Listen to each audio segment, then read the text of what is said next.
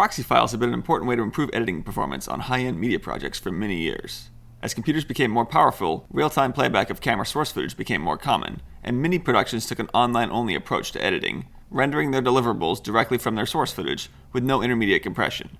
But as resolutions have scaled upwards rather dramatically the last few years, as 4K, 6K, 8K, and even 12K cameras are released, there is still a place for proxy workflows. Premiere Pro has its own proxy functionality that allows you to seamlessly switch between proxies and full-quality source footage for rendering and playback. Traditionally, when creating proxies, it was recommended to use a standard format, which was usually 1920 by 1080 for many years. If the source footage was a wider aspect ratio, it was letterboxed to fit, and that letterboxing gave space to burn in metadata like timecode without obstructing the picture. Raw footage was usually converted to a viewing color space like 709 for editing. Premiere Pro's proxy functionality has some very specific behaviors that change the recommended approach to proxy creation. The proxy is stretched to fit the source clip regardless of aspect ratio, so letterboxing doesn't work correctly. And changing the color space causes issues with effects when toggling proxies. So I recommend keeping your proxies in the same color space as your source footage and applying color conversions as effects in Premiere, and you definitely want stretch to fill selected for any encoding presets you plan to use for proxies, to prevent letterboxing or pillarboxing from being added to your proxy files. I recommend having dedicated presets that match each of your source resolutions, but this isn't necessarily required because Premiere will fit any content into a correctly designed proxy, but I like my scaling operations to be round numbers, like exactly half or quarter resolution. If you're going to burn in metadata, it has to be in the frame since there will be no letterboxing.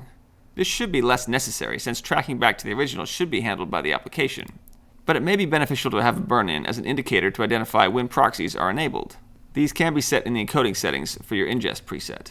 Once you have the settings configured, creating proxies can be as easy as right-clicking on your asset and selecting Proxy, Create Proxies. Proxy format is another important choice. Low bitrate DNX has been my recommendation for over a decade, but recent developments may be shifting that. ProRes Proxy is now an option, and with recent hardware acceleration support, H.264 or HEVC may be viable alternatives as well. You can select the format and preset, or add ingest preset to select the file you've exported from Adobe Media Encoder. To create ingest presets in Media Encoder, select Preset, Create Ingest Preset. You set the preset's name, and then instead of copying the files, you want to tell it to transcode files to destination, and select an encoding preset to use.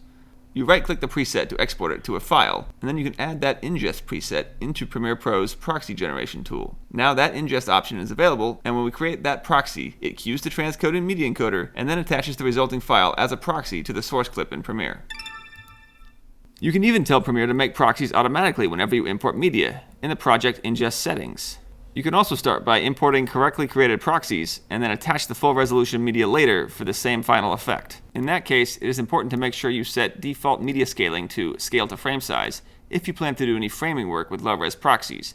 Once you have the proxy files attached to the master clips, you can easily swap between proxies and source footage by adding the Toggle Proxies button to your program monitor. When the button is white, you're reviewing the originals. When you've enabled proxies, it turns blue, and you can see that we're now using the proxy file. If your footage is not in a viewing-friendly color space, you can create a lumetri preset and apply that to all of your source footage, or color each individual clip instance depending on your preference.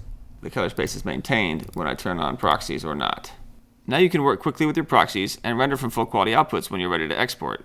You have the option of exporting from proxies if desired to save render time when full quality isn't needed. And if you bring your proxies on a laptop to edit on the road without the full res files, Premiere automatically pulls from the best assets it can find when exporting.